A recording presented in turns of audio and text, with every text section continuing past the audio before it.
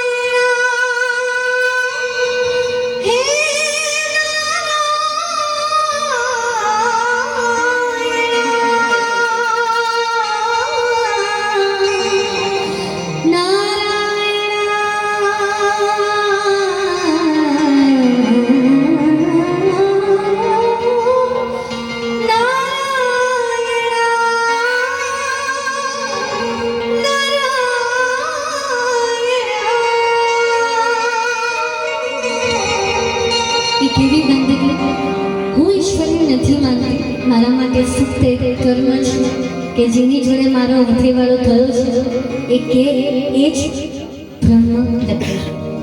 એટલે એના વિષયમાં મને ભજન બહુ જૂનું છે. લોકો શ્રદ્ધાંજલિમાં કેમ ગાય છે હજુ સુધી નથી સમજાતું. એનાથી આપણે શુભારંભ કરીએ.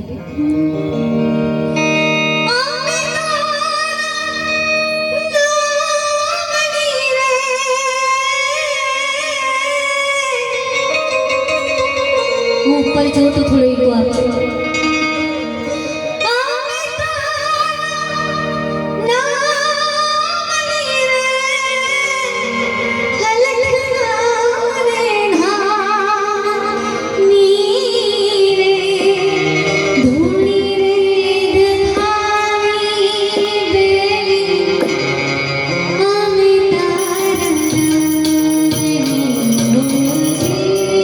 ધોણી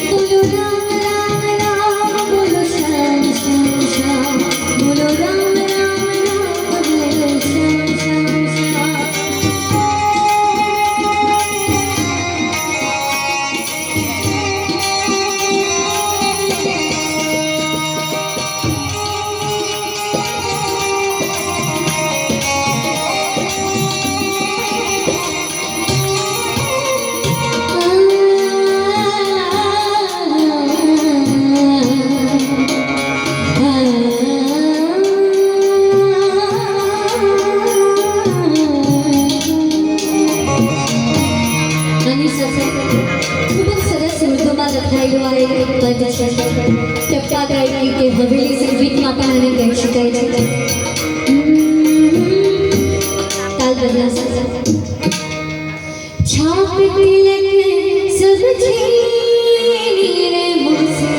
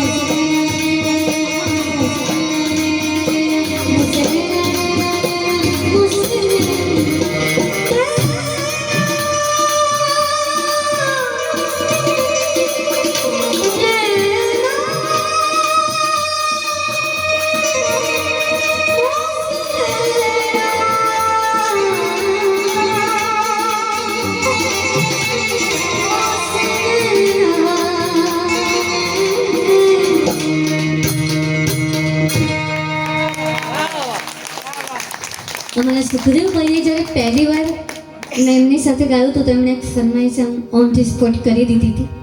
આ મારું રહસ્ય છે કે મને એક ગીત ખબર નહીં કે મને એવું લાગે કે હું પરફેક્ટ રીતે નથી ગાઈ શકતી અને એ જ મને દર વખતે કહે છે. જે મેં પહેલી વાર આવી હતી ત્યારે પણ કદાચ ગાયું હતું પણ મોટા ભાઈ કહે ને એટલે આપણે આમ માની જવું પડે ને તારા કહેશે ચલો માનસી વાઇન્ડ અપ તો મારે કહી જવું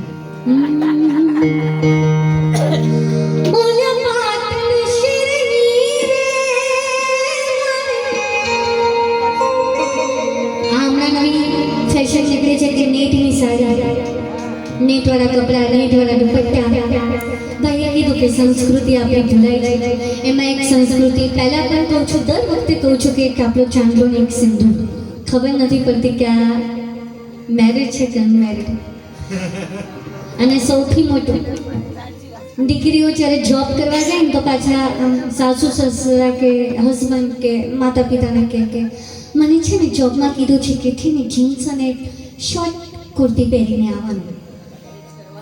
હું માનું છું કે કહેતા હશે. સૌથી મોટો અનુભવ એમફિલ થઈ છું મારી ગુજરાતી માતૃભાષામાં પણ કામનું શું અમદાવાદમાં આવીને એવું કહે છે કે બેન એક તો તમને તકલીફ છે બીજું તમારે નેટની સાડી પહેરવી પડશે સારું સ્કૂલમાં આવું કે છે મને તો ઝટકો લાગ્યો. હું સુરતી ચાલવાની આળસું આ સાંભળીને મેં 2 કિલોમીટર ચાલી નાખ્યું કે હવે એમફિલનો મતલબ શું. પણ જો દીકરીઓ હિંમત કરીને કહે ને કે તમારે મારા કામથી મતલબ છે હું મારો પહેરવેશ નહીં બદલું તો સામેવાળાની શું તાકાત છે કે તમને એવું કહે કે શોર્ટ કુર્તી પહેરીને આવજો. આજે પટોળા ગયા અને પટોળાની ભાત ગઈ ખાલી ગીતો રહી ગયા. ઓલા પાટણ શેરની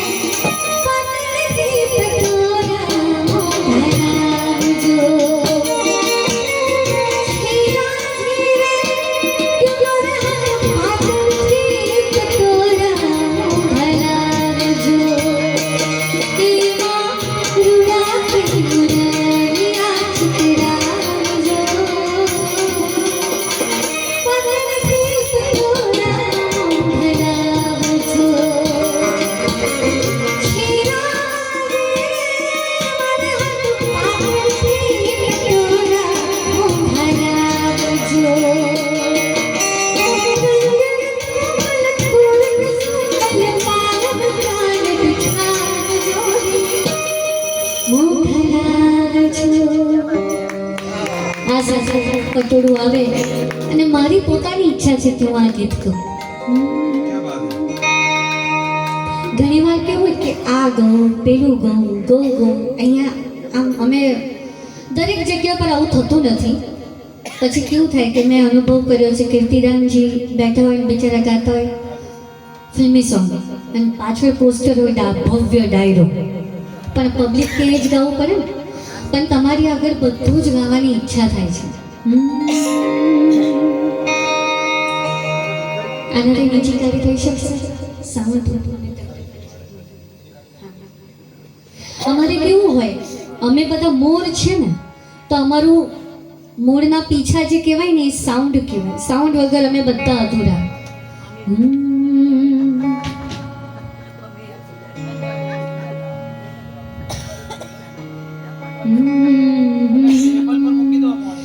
ગઝલ છે જગજીતસિંહે બહુ સરસ ગાઈ છે અને સામ સામે બેસીને મેં ઉસ્માન મિર્જીના અવાજમાં સાંભળી છે. તમને ગમશે.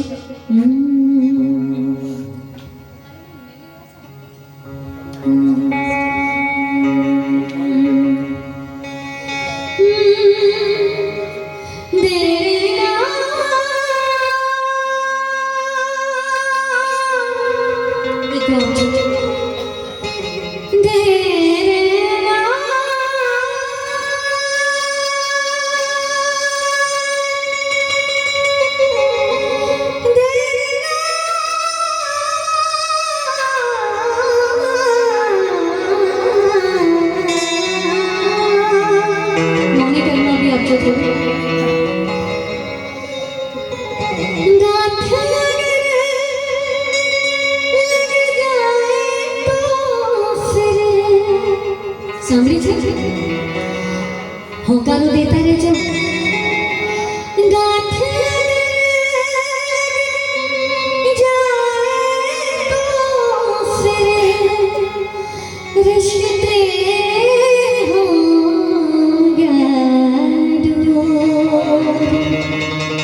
કેવું છે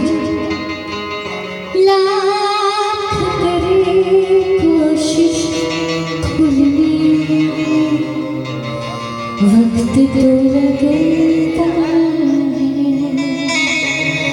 ક્રાઇમ પત્રકાર છું. એની સાથે એવા કેસ આવે છે અત્યારે સર્વે થયો. સોરી હું વાત કરી લઉં છું વચ્ચે વચ્ચે. સર્વે એવો આવ્યો કે ભારત એવી ભૂમિ છે જ્યાં છૂટાછેડા થતા નહોતા. બિહારની સંસ્કૃતિની વાત કરું તો ત્યાં તો એવું કે જ્યાં નક્કી કરે ને ત્યાં નિભાવી જાય, ભલે મનગમતું પાત્ર ના હોય. પણ આજે 100% છૂટાછેડા થવાના કેસીસ થવા લાગ્યા આપણા ભારતમાં. એમાંય સૌથી વધારે ગુજરાત, જ્યાં બેન દીકરીઓને અઢળક છુટ્ટી આપવામાં આવી છે. અને એનું કારણ બન્યું છે, વિચારવા જેવી વાત છે કે કેસ મારી પાસે આવે છે ને હું વિચારું છું કે આવું કેમ. બીજા નંબરે આર્થિક પરિસ્થિતિ, પૈસા. પહેલા નંબરે શું હશે? ના, કુટુંબ, મા બાપ, સાસુ સસરા. આ કારણ કેવી રીતે હોઈ શકે? તકલીફ બંને પક્ષે જ હશે, પણ કુટુંબના લીધે છૂટાછેડા થાય છે. આ જ્યારે જાણ્યું ને અઠવાડિયા પહેલા ત્યારે ધક્કો લાગ્યો કે આપણી સંસ્કૃતિ હવે નીકળી જશે 5-10 વર્ષમાં. ત્યારે આવી ગઝલો યાદ આવે.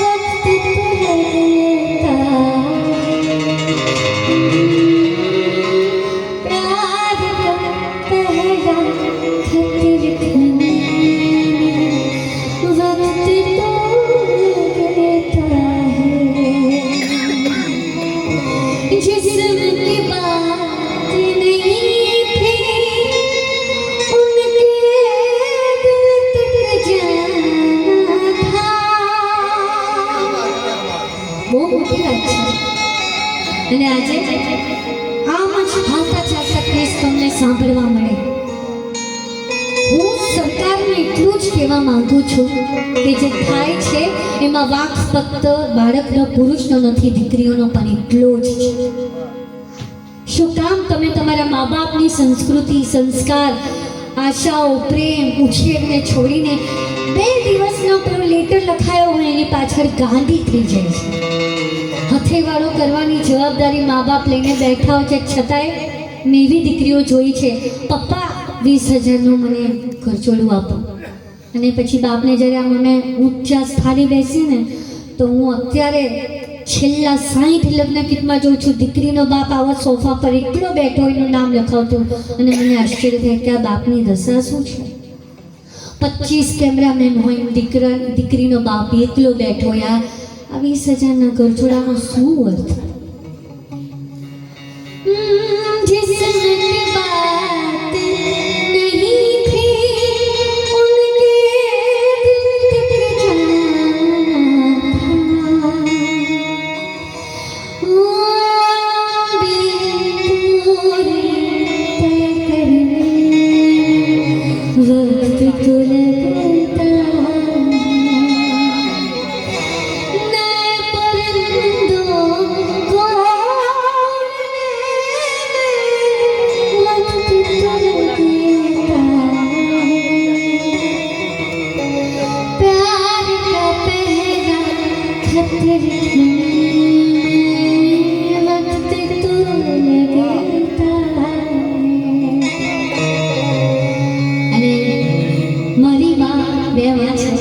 દર વખતે હું યાદ કરતી હોઉં છું. જેટલું પણ મારા 2 કાર્યક્રમમાં અહીંયા બાકી રહી ગયું હતું ને એને મારે ટૂંકું ફટાફટ સંભળાવી દેવાનું છે. પછી તમે લોકો મને બોલાવજો તમારા ઘરના પ્રસંગમાં. એકલા સુખદેવભાઈને ના બોલાવતા પાછા. હા જોજો, નહીં તો મારે ખીચડી ખાવાના દાડે ના આવે. હા, માને પછી યાદ કરીએ. એના પહેલા મારી ફરમાઈશ આવી ગઈ હતી.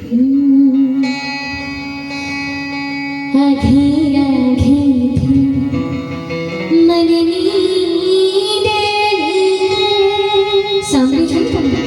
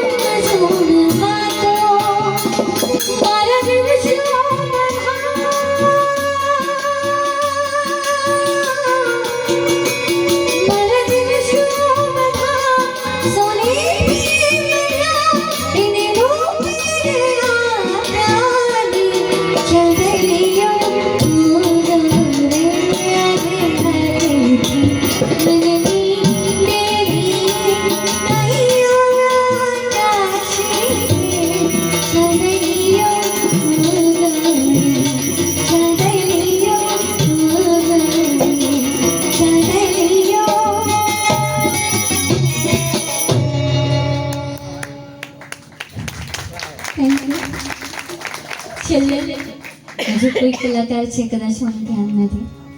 સુખદેવભાઈને સાંભળીને હું બધું થોડું ભૂલી ગઈ. મારા દિવસો આમ તાજા થઈ ગયા કે કેવું તમારું તો છેલ્લું એક ગઈ ના ગાલ જોયું? બરાબર ને? બહુ સરસ. આ રમકડું છે એના માટે જોરદાર તાળી પાડો. આ એક જાતનું રમકડું જ છે અમારું, પણ એ છે ને એ એક્સપ્રેસ થઈ જાય છે, ખુલી જાય છે. ખુલી જવું ને એ બહુ મોટી વાત છે. જે ખુલી જાય ને કોઈ દિવસ કપટી હોય ને એ કોઈને દગો ના કરે. જે ખુલી જાય ને કોઈ દિવસ કપટી ના હોય, કોઈને દગો ન કરે. બાકી મારો હજડબમ જે બેઠો હોય ને એ પાડી દે. હજડબમ જે બેઠો હોય ને એ પાડી દે. હું ઘણી વખત હજડબમ બેઠો. મને ખબર હતું પોતાના પર આવશે. જ્યારે ડાયરો કર્યો તો મેં સુખદેવભાઈ જોડે, ત્યારે આ ભજન મને એમને સંભળાવવાનું મને બહુ ઈચ્છા હતી, પણ એવું જ એમના પ્રોગ્રામમાં મને સમય ઓછો જ મળે. ઇકો આપજો. હે મેં તો કઈ સાંભળ્યું જ નથી. હાલો ઉપર ભજન હાલ. મથુરાનો રાજા થયો છો,